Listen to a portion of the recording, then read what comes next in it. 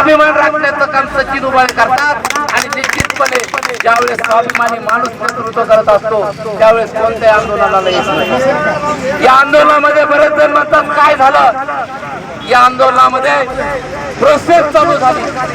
या सर्व तुमच्या आंदोलनामुळे तुम्ही रस्त्यावर उतरल्यामुळे एक अपंग बांधव आहेत आमचे, अरे त्या माणसाची तळमळ का असेल, मेहनतीचे पैसे असतील त्यांचे, वयोवृद्ध माणूस आहे। मग एक व्यक्ती आले होते त्याला चालता येत नसतं परंतु आंदोलन हे बाबायचं त्या आंदोलनात येतात ज्यावेळेस माणसाची तळमळ असते। त्या देशामध्ये ज्यावेळेस सामान्य माणूस उतरतो रस्त्यावर कुठे झार नावाचा राजा होता रशियाचा, त्याची सत्ता उलटून टाकली।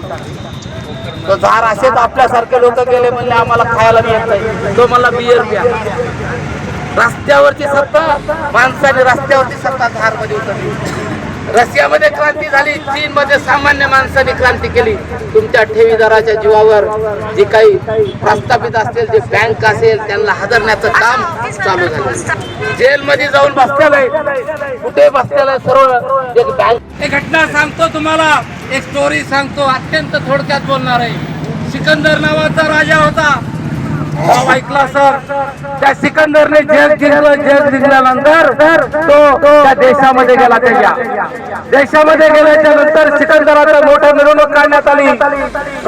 दोन्ही बाजूला रस्त्यावर लोक होते, सिकंदर रथात बसलेला होता। लोक पाहत होते, कुणी हार घालीत होते, कुणी फुलं घालीत होते, कुणी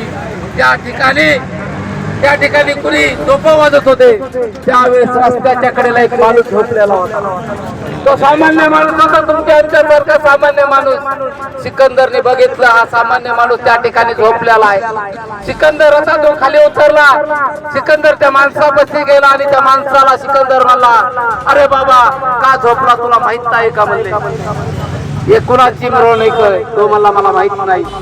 तो माणूस म्हणला मला माहित नाही। सिकंदर मला तू सिकंदरला ओळखतो का? तो म्हणला कोण सिकंदर? त्या सिकंदरने त्या माणसाच्या पाठीमध्ये लाथ घातली आणि त्याला म्हणला अरे गाढवा तुला काय माहित नाही का?